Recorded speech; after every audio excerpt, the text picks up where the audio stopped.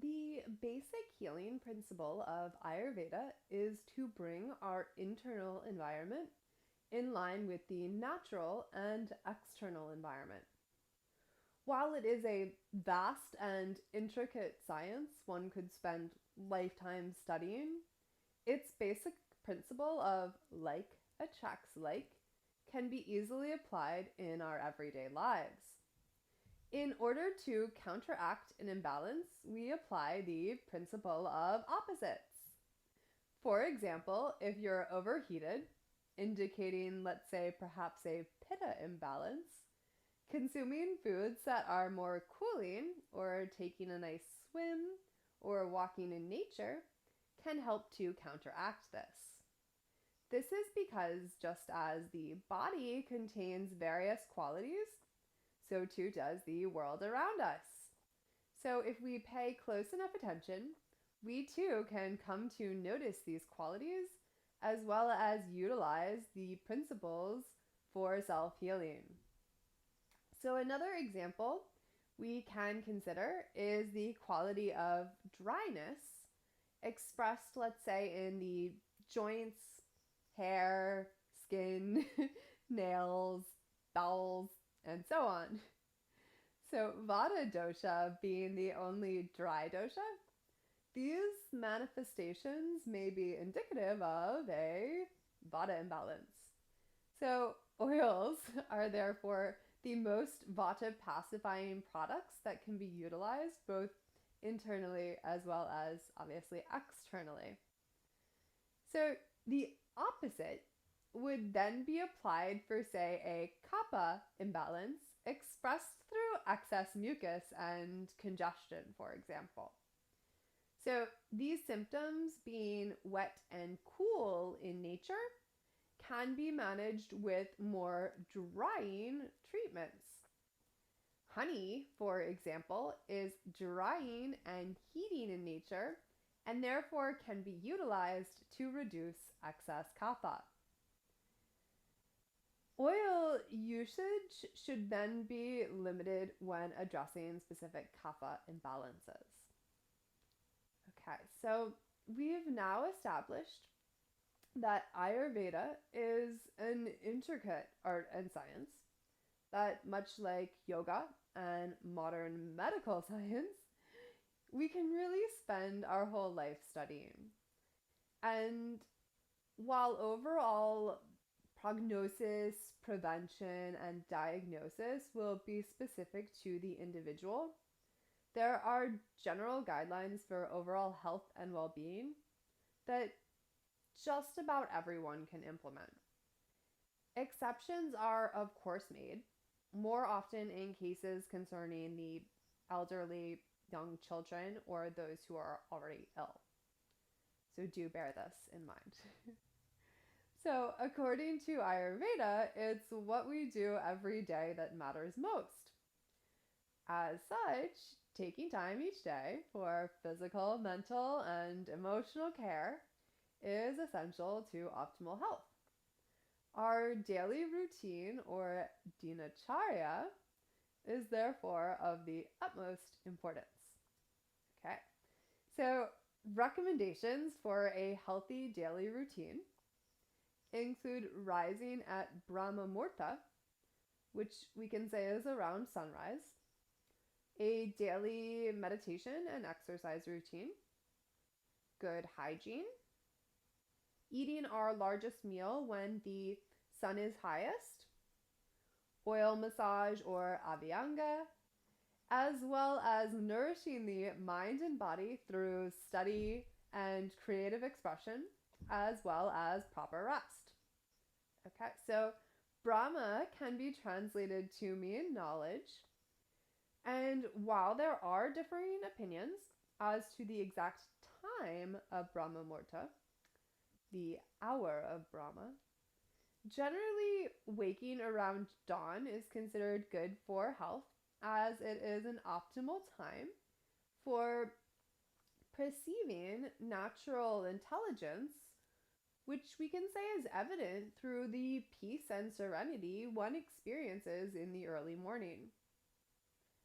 After taking a moment to observe the conditions of the body, it is recommended then to evacuate the bowels and bladder and take care of oral and physical hygiene.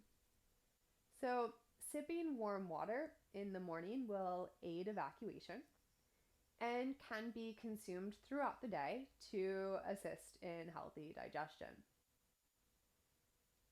So, Abhyanga or oil massage is a luxurious and relaxing way to really begin to add a bit more self care into our daily lives. Traditionally used to heal, balance, and nourish, warm medicated herbal oils are massaged into the body, moving energy and releasing blockages, melting away muscular tension in the process. And this can be done obviously on ourselves or at the hand of an experienced practitioner on necessary occasions or whenever we have the opportunity. So, massage also can help with increasing circulation and lymphatic drainage while improving overall muscle and skin tone. So, oil is particularly balancing for Vata dosha, providing strength and nourishment while helping one to overcome fatigue. So, this can be done in the morning or evening. Prior to asana practice, however, it is not recommended to use much, if any, oil. However, it is contraindicated in cases of excess kapha. So if you do, though, have a bit more vata in your system or more dry in nature, or if you're recovering from a specific injury, or maybe you require a little extra nourishment, small amounts of oil can, of course, be used prior to practice. All oil should, however, be rinsed off following massage, and specific timelines and general guidelines for oil removal, as well as the type of oil you use, will vary and depend on your personal dosha combination. So, bathing in general, as we've seen, has its own list of benefits. Aside from being physically and energetically cleansing, it kindles the digestive fire, or our agni, and improves overall health, energy, and strength. Bathing, however, should not be done directly after eating, as this would then hinder the digestive process, so prior to consuming food. Physical exercise is then, of course, also recommended, particularly in the morning or during kapha time. According to the text, exercise renders the body light and efficient, improves digestion, wanes obesity, and tones the body. One should stop exercising before one reaches the point of fatigue, moderation being the key to good health. So, as we can observe, every action has a reaction. Everything we do, say, eat, and so on has an effect on our bodies and minds, as well as those around us. As such, we should remain conscious of our environment and surroundings, demonstrate compassion, and control the mind and senses. Following moral and ethical guidelines, such as the yamas and niyamas, is then, of course, also recommended. So, we will consider food and diet in another segment. However, in general, food should be nourishing and primarily sweet and light in nature. Overall diet should be moderate, and food should not be taken until the previous meal is digested. And then meals should also be taken and prepared in a calm, clean, and comfortable environment.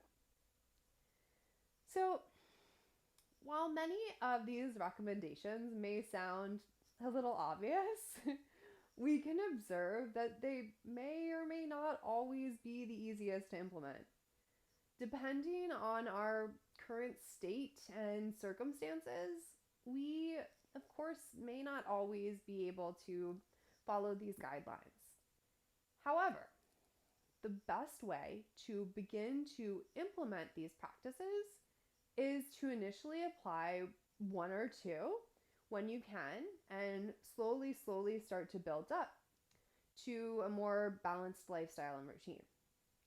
As you begin to add on and you begin to practice some of these, you'll begin to notice positive change and additions will naturally follow.